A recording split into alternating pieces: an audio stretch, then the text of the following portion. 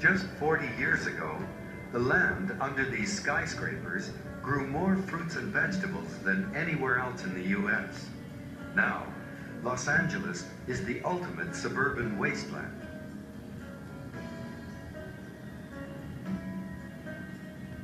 The city's relentless expansion pushed farmers northward into California's Central Valley.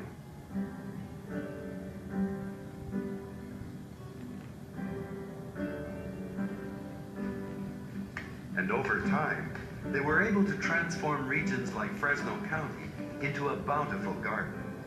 The right balance of sun, soil, and water enables farmers here to produce more than 250 different crops, or about a quarter of all of America's table food.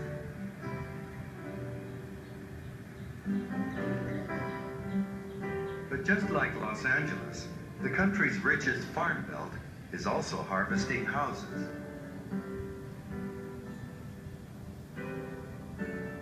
The projections are that Fresno will be the most populous county in the Central Valley by the year 2040, with a county population that's in excess of 2.5 million people. So we could very well be facing the same future for many areas of the Central Valley that befell Los Angeles, a transformation from a beautiful, productive agricultural region into a purely urban area. Suburban developments reach out from California's commuter highway, number 99, like fingers dipping into a pie.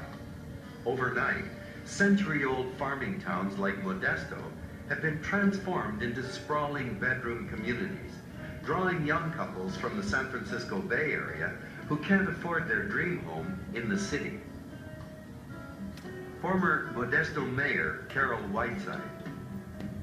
In 1989 and 90, we could actually calculate that the price of a house went down for every mile you were willing to drive outside the Bay Area.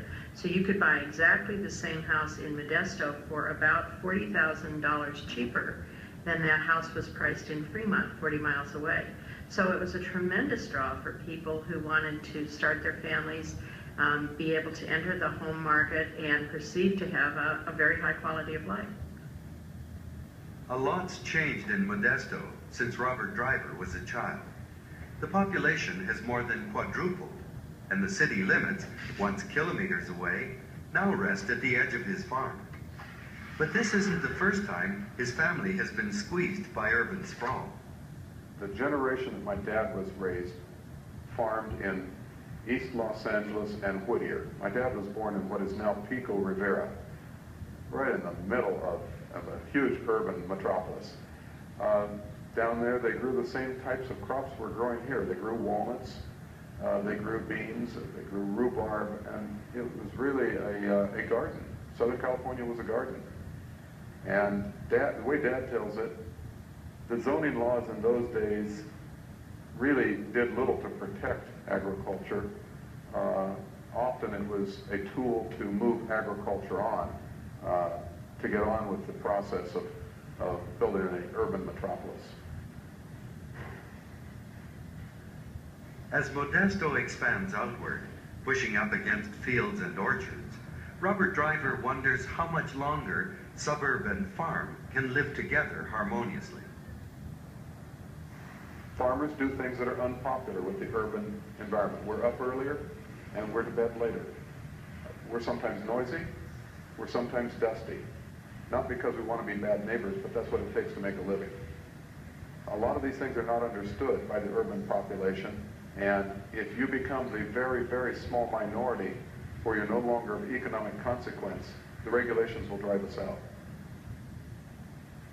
We're basically squandering one of the most precious assets that a country can have, and that is arable land, a wonderful climate like this.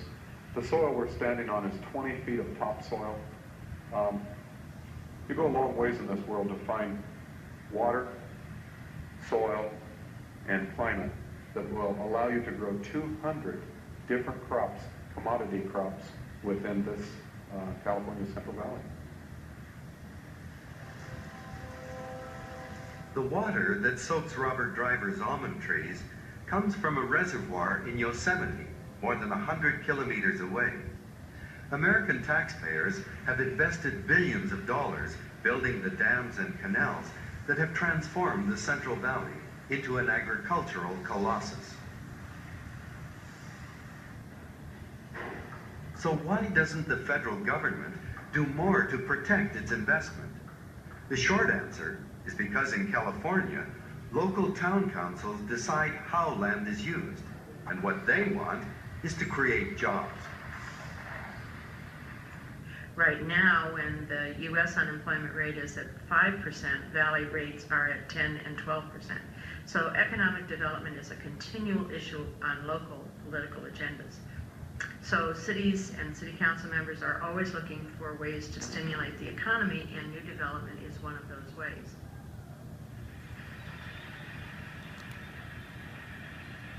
Ironically, as some of the world's richest topsoil is plowed over for development, many valley towns are going broke, spending more on building roads, sewers, and schools for new subdivisions than they're getting back in taxes.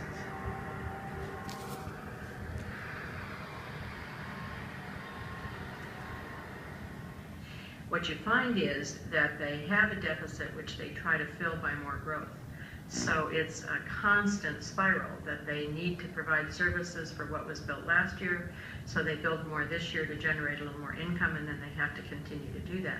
Well, there's no question that valley communities will continue to grow and that we will see additional population gain in the Central Valley.